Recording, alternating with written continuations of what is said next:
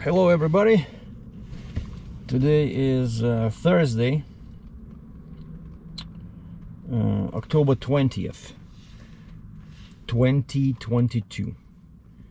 So I've been here 17 days in Alberta, so time for a quick update. So the process with the apartment is going on as planned, except there's been a couple of complications. But the other day, the bank that gave me the mortgage, we did a video conferencing, because one of the requirements when you get a mortgage is that you're supposed to meet with an advisor from the bank, and they go over the conditions, so that you know what you're getting into, because usually it's a large amount, right? In my case, it's only 179,000 Canadian, but still. But the guy that I said, "Where are you located?" He says, "Saskatchewan." So I'm not sure why I couldn't just go to a bank somewhere here in Calgary, but instead he scheduled a video conferencing call. Actually, it was pretty cool. And I thought it would not work, but he sent me a link, and there was like a ID number and a password, and you go to this basically, I think they're using Microsoft Teams, and you can install it on your computer as an app, or you can just use a browser. And the bank guy says, in our experience, the best browser for a Mac to do this is Chrome. And so I have Chrome on my computer that I use sometimes, which most of the time I use Safari.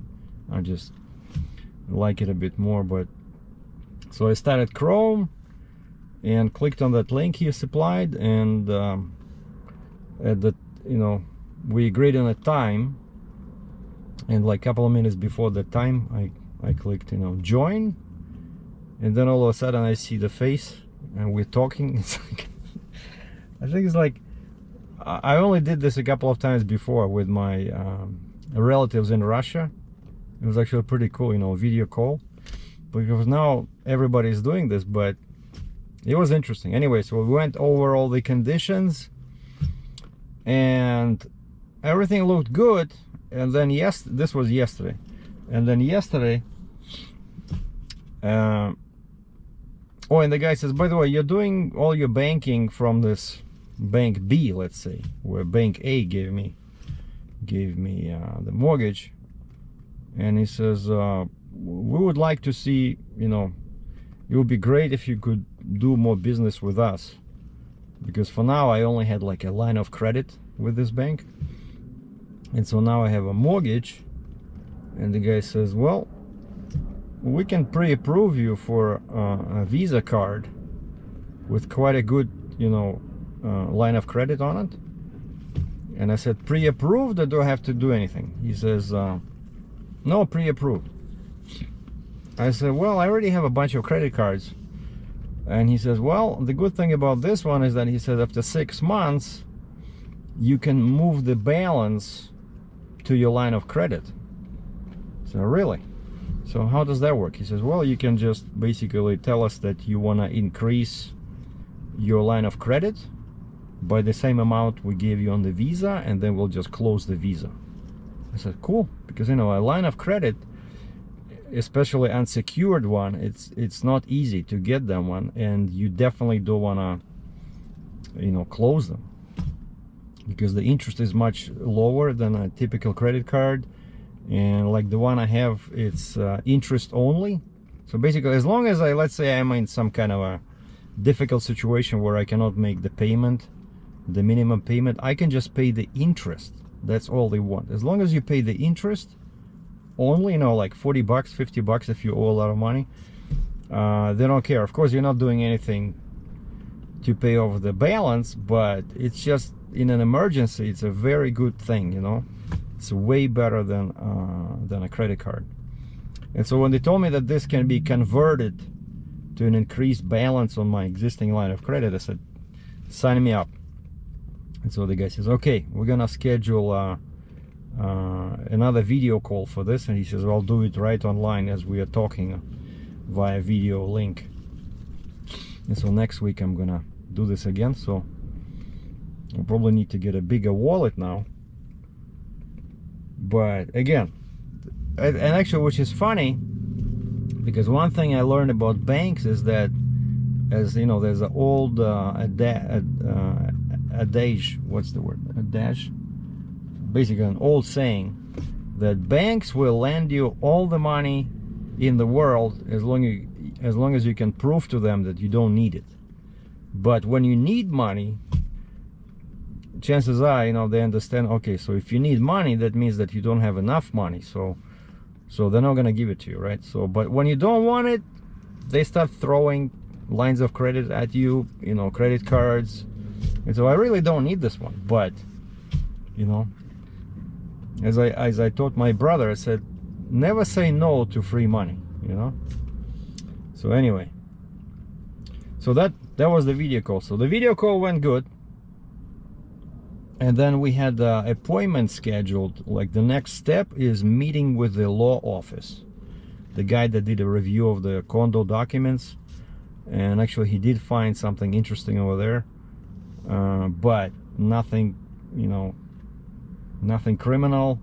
As usual, the reserve is underfunded. They always do this. So basically monthly fees can go up from the current 240 Canadian to 270. And then they have a shortfall. The guys found like $700,000 compared to what it should be, like in the, you know, the reserve fund. But it's a bunch of apartments, like almost 300 apartments. So if you divide 700 by, I think it was like 285 apartments, it's like $24.56.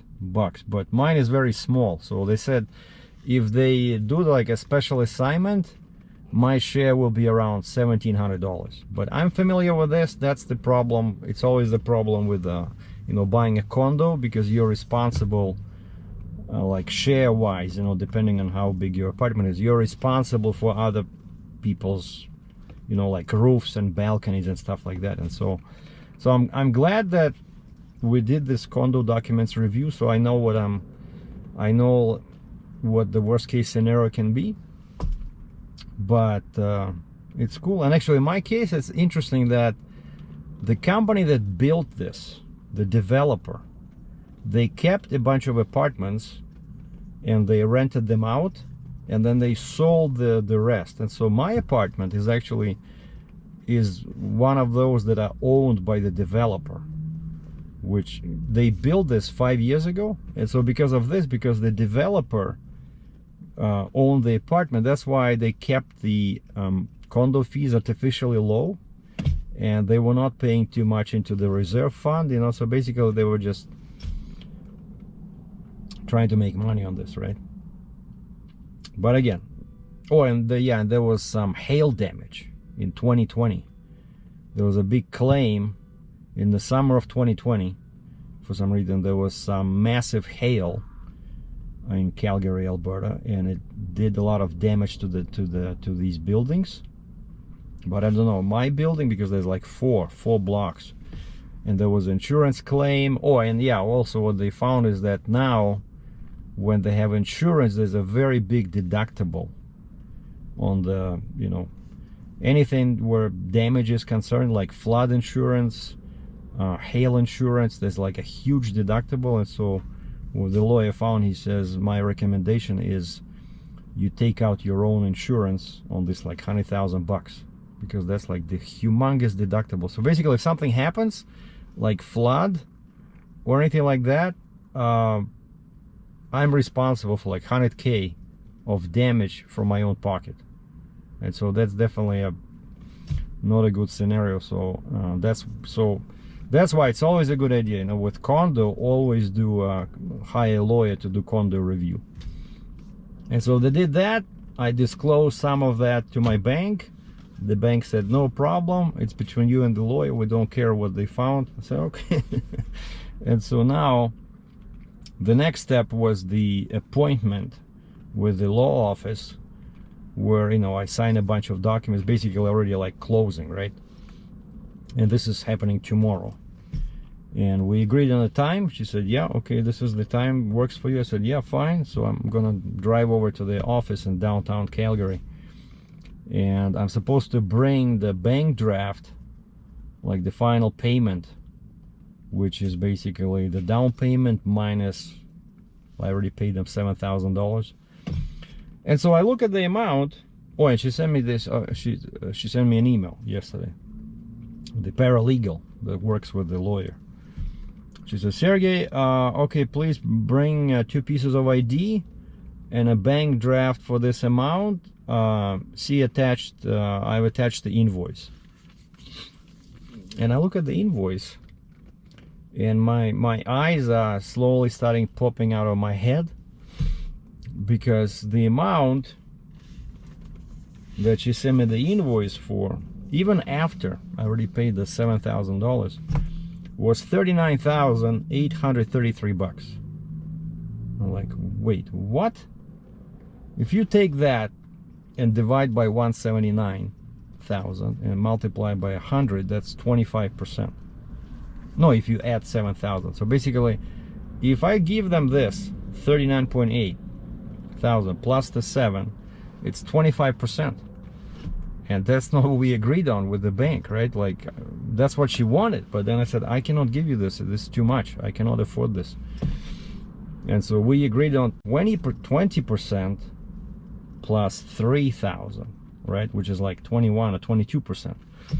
And so what this lady is saying is that the bank only gave him like 134,000 in mortgage, where it's supposed to be 140. And I'm like, what the heck is going on?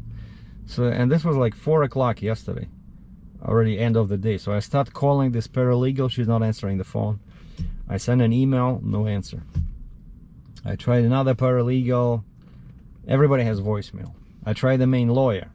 Oh, I'm out of reach. Might take me 10 hours to respond. Like, what the heck is going on? So I tried the mortgage broker. Voicemail. Man. So that was yesterday. Was a really interesting end of the day, you know. And so I started sending out emails. You know, I sent out probably like 10 emails, and I send out an email to the broker with the subject line that says, "This is not what we agreed on." Like I said, S. Dratchev, you know, the address of the property. This is not what we agreed on. And so finally, one of the paralegals from the law firm calls me, and she says, "Well, I'm not the one that was working on this." And I said, there's some mistake in here. It cannot be correct, like, because, you know, you guys, what, you want me to stand on the corner of the street begging people for money? Because you're pretty much taking all the money, and this is not what I agreed on with the bank. Well, this is what they sent us. And I said, okay, what is this fee? Second mortgage fee. What the heck is that? What second mortgage? Like 115 bucks for some second mortgage fee. Oh, it's just probably a mistake. I said, okay, where's this lady, the paralegal that sent me this? Oh, she's off till tomorrow. So, but let's see what we can do here. And basically the lady was pretty smart, and right away we figured out why the amount was so high is because the mortgage they received, the amount that they were advised by the bank, instead of 140,000, it was 134, so 6,000 less. And I said, okay, so that's, you sure that's basically the bank's fault, right? And she said, yeah. And that's when I emailed the broker. I said, the mortgage broker, I said, well, something is wrong here. The lawyer did not get the money that we agreed on. They said they only got 134,000 instead of 140. So what's going on? So finally she calls me back, and I'm like very angry, you know. No, because, and I said, I called the realtor. I said, no, I emailed again. I left him a voice message. I said, it looks like, you know, I thought we were doing all right, but it looks like basically I'm gonna just pack my stuff and go back to Ontario and start renting, because I'm not gonna give you $39,833 on top of $7,000 I already paid you. And so then the mortgage broker is calling me, and and I said, okay, I just got one question for you. Why did you send $134,000 to the law office instead of $140,000? And that's all I said, you know, just evenly, with an even tone. And the mortgage broker said, Sergei, you have to calm down. Please calm down. Don't shout at me. I said, well, I'm not shouting. I'm just asking you a simple question. Where's the $6,000? Well, Sergei. So, okay, I shut up and I let her explain. So it turns out, and that's the problem of dealing with these big banks, right? So they have like 50 people on the same task. So it turns out her job as a mortgage broker is to approve me and do the approval thing, and then she passes it over to the funding department, and then the funding department already is dealing with my lawyer, and they are sending them, you know, official letters. Okay, this is how much money we agreed to pay for this property, like in the terms of a mortgage, right? And so she says the funding department basically made a mistake, but she says it's not me, it's the underwriter. Basically, after the mortgage broker, this lady, did her job and approved me, she sends everything to the funding department, where the big boss is the underwriter, and the underwriter makes this final determination, and he or she sends the letter to the law office or email, probably, right? This is how much we're giving you. And so for some reason the underwriter sent them a letter saying that you have, Mr. Dratchev has $134,000 mortgage, sorry. And so she says, we made a mistake, so please don't scream at me. I said, I'm not screaming, I just want to know who took my $6,000, or to be more accurate, so $5,950. And that's why we're gonna call this video $6,000 mistake. And so this morning when I woke up, I turned my phone back on, and I see there's 2 emails. One is from the mortgage broker saying, Sergey, okay, everything has been corrected. We send the proper verified amount of $140,000 to the law office, so we should be good. And then the second email was from the paralegal, the one I tried to reach yesterday, and she says, Sergey, yeah, there was a mistake. We heard from the bank. They sent us the updated amount. It's $140,000, not $134,000. I'm attaching the corrected invoice. And I look in the invoice, whereas before it said bring a bank draft for $39,800. Now it says $33,800. So that's the difference, $5,950. And as Ronald Reagan used to say, trust but verify, right? So if I didn't catch this, I don't know. If I wouldn't have caught it, like, what would have happened? I don't know. Probably eventually, maybe during some audit 10 years from now, they would have caught it. You know, if I was stupid and I had a bunch of money sitting in my account, oh yeah, you want $39,800, no problem, you know. But I caught it, and I made them correct it. Oh, and then the second mortgage fee, I said, what the heck was that? And they said, well, yeah, just she was in a rush, and that field is automatically populated by the software. And so now I see, instead of a second mortgage fee, it says mortgage registration fee, $130. So pretty much I didn't gain anything, but at least now everything is correct. And so that's what's happening. So tomorrow I'm gonna go to the bank, grab an official bank check, as it's known in US, or bank draft as it's known in Canada, and drive over to the law office and sign my life away, give them the bank draft, and that's it. And then we're just waiting for the final inspection, which is gonna happen on 27th of October, and I'm supposed to get my keys on 28th of October. And so I'm moving in, and then of course all the fun will begin, you know, changing the plate on my car, doing inspection, changing my driver's license, registering utilities to my name. I'm gonna change my phone. I really don't like how Rogers works here, So I'm gonna switch to Bell or maybe Telus, but I like Bell better. I'm gonna keep the same number, just gonna switch my number to Bell. I did it before. I think I was with Bell, I went to Rogers. Now I'm gonna do the same, but I'm gonna keep my American number just in case if somebody from my old contacts wanna contact me. And then of course, you know, you gotta buy some furniture, you know, TV, computer desk, all this good stuff. And so yeah, it's gonna be pretty busy. And then we're gonna start thinking, you know, more closely about the job, about working again. And so end of this month, the vacation is officially over, and I'm getting back into the work field, back into the workforce. So that's the update. So now I'm just gonna drive down to downtown Calgary, and we're gonna do a walking tour with this little baby.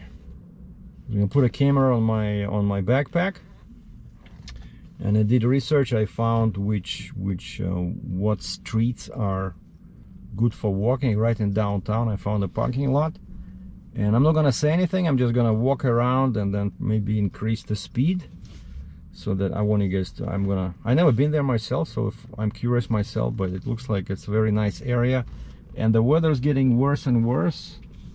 They said the forecast is calling for rain tonight, but for now it's just cloudy, no rain, and it's still, I think it's probably like +8 or something, +8 or +9.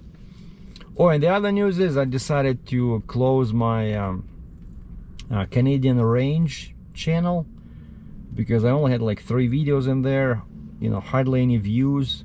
And so I downloaded those videos back to my computer, and I removed the content, so now that channel is no longer there. And so I created a playlist called Canadian Firearms, and so I'm gonna upload these 3 videos from that channel to this main channel, and I'll just put them on this Canadian Firearms playlist. So if you're not interested in firearms, just look at the subject, at the title, don't watch it. But it's the older videos, because I'm still waiting. I cannot post any new content since I'm still waiting for my PAL, the license, possession and acquisition license. And once I have that, then I'll start doing videos about, you know, selecting a shotgun, you know, the procedure of buying it online. And I already found a gun club, like a shooting range, where I can practice with a shotgun once I have it. It's like over here they only have like pistol ranges, very short, most underground. So I was trying to find something like open range, you know, for slightly longer distance for a shotgun or rifle. And I found one just north of Calgary, about like half an hour north. And so once I have my weapon, I'm gonna start going there maybe like once a month. So, and I'll be doing videos. I hope they allow recording over there. So I'm gonna start adding videos on that topic, right? But I think it just makes more sense to keep everything on one channel. And then of course I started another playlist called Freight Forwarding, right? So for now I have like one video in there called Trucker versus Broker, and so I'll start adding videos on that topic into that playlist. And of course I still have all my videos on trucking, you know, heavy haul TV, Kenworth heavy, trucking with Sergei, trucking school, all these playlists. If you click on playlists at the top there, you'll see a bunch of, you know, different topics. So if you want to reminisce, you know, and look at some of my older videos, that's the easiest way to find them, by topic of the playlist. All right, okay, thanks for watching. Ciao.